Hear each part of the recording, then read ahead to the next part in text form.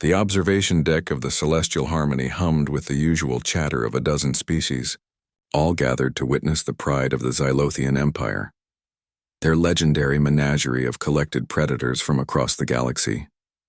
Ambassador Krethnal, a towering insectoid diplomat with iridescent chitin, gestured grandly toward the reinforced viewing windows. Deathworlders, he clicked with amusement, his translator rendering it into a dozen languages simultaneously, a myth perpetuated by primitive cultures to explain their own savage natures. Lisa Martinez leaned against the rail, her dark eyes tracking the massive creature prowling behind the transparent aluminum. The Vorash stalker stood 3 meters at the shoulder, all muscle and teeth, with 6 legs that ended in razor-sharp claws. Its scales shifted colors like oil on water, and its 4 eyes glowed with predatory intelligence. "Is that so?" she asked mildly, not taking her eyes off the creature. Krethnal's mandibles clicked in what might have been laughter. "Your Earth, yes, we've studied it. A garden world. Mild temperatures, abundant water, simple fauna. You humans claim to come from a death world, yet you're softer than Calibrian silkworms. No natural weapons, no armor, no venom." He waved a bladed appendage dismissively. "The very definition of prey species." James Chen, standing beside Lisa, adjusted his glasses and smiled. "Ambassador, our planet has carnivores that hunt in coordinated packs. We have reptiles whose bite force exceeds 12,000 newtons. We have—" "Child's play," Krethnal interrupted. "The Vorash stalker you see before you has never been touched by sentient hands. It has killed 17 handlers who thought they could control it. Its homeworld makes yours look like a nursery." Lisa finally turned to face the ambassador, her expression neutral. "Want to make a wager?" The observation deck fell silent.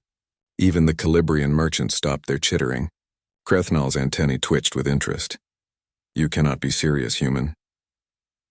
1,000 galactic credits, Lisa said calmly. "I'll go in there unarmed and I'll pet it." The shocked gasps echoed through the deck. A Felinar delegate resembling a bipedal cat hissed in alarm. "That's suicide. Humans may be naive, but surely you're not that foolish." James caught Lisa's eye. They'd been partners for 3 years on the diplomatic circuit, and he knew that look. She'd already made up her mind. He sighed and pulled out his credit chip. "Make it 2,000. I'm in." Krethnal's compound eyes glittered. "Your funeral, softskins? But I'll accept your credits gladly. They'll fund a lovely memorial statue in your honor." 20 minutes later, Lisa stood in the airlock leading to the enclosure. She'd refused all protective gear, wearing only her standard diplomatic attire, a simple jumpsuit and boots.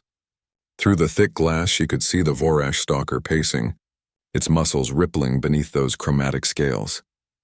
James stood at the control panel outside, his finger hovering over the emergency extraction button. His stomach churned with worry, but he trusted Lisa. She'd grown up on a ranch in Montana, handling animals that most people feared. She understood something fundamental about predators that the galaxy seemed to have forgotten.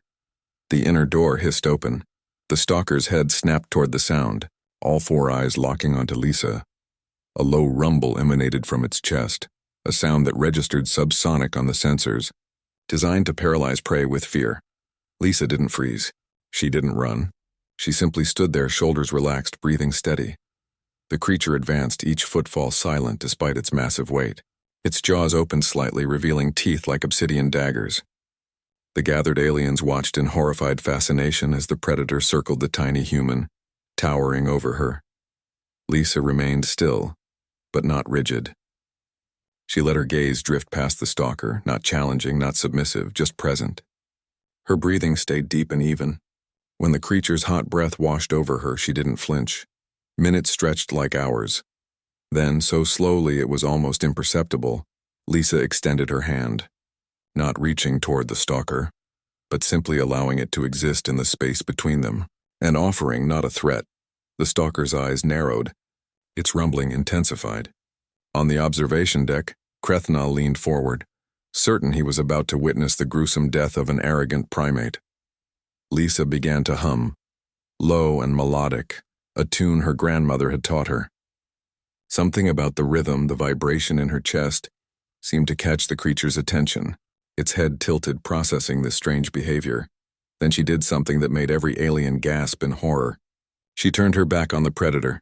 The stalker could have struck in an instant. Instead, it moved closer, nostrils flaring as it scented this bizarre creature that refused to act like prey. Lisa continued humming, continued breathing steadily, her body language radiating calm certainty.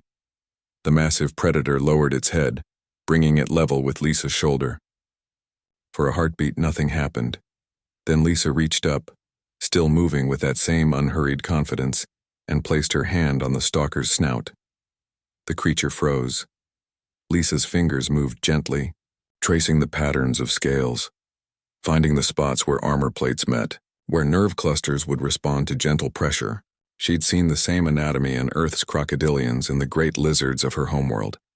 Different evolutionary path, same fundamental design. The stalker's rumbling changed pitch. Not aggressive now, something closer to the purr of contentment. On the observation deck, Crethnal's mandibles hung slack with disbelief. Lisa scratched behind the ridge where the creature's jaw met its skull, and one of its hind legs actually twitched in pleasure. She smiled and continued her ministrations, speaking softly now in English, words the translator couldn't quite catch, but the tone was universal. Affection, respect, understanding. After 5 minutes of this impossible scene, Lisa gave the stalker a final pat and walked calmly back to the airlock. The creature watched her go, then settled onto its haunches with what could only be described as a contented sigh. When Lisa emerged into the observation deck, the silence was deafening. Finally, Crethnal found his voice. That's not possible. You should be dead. 17 handlers, all experienced with apex predators, died because they tried to dominate, Lisa said simply. They tried to control through fear and force. Where I come from, we learned a long time ago that the most dangerous predators on our world, the ones that hunt in packs, that use tools, that plan and think, respond better to understanding than intimidation. James grinned and held out his hand to the ambassador. About those credits, Crethnal transferred the funds in stunned silence, staring at Lisa as if seeing her for the first time. What kind of predators taught you this? Lisa's smile was enigmatic. The kind that became our best friends 30,000 years ago. We call them dogs, and they taught us that the line between predator and companion is thinner than most species realize.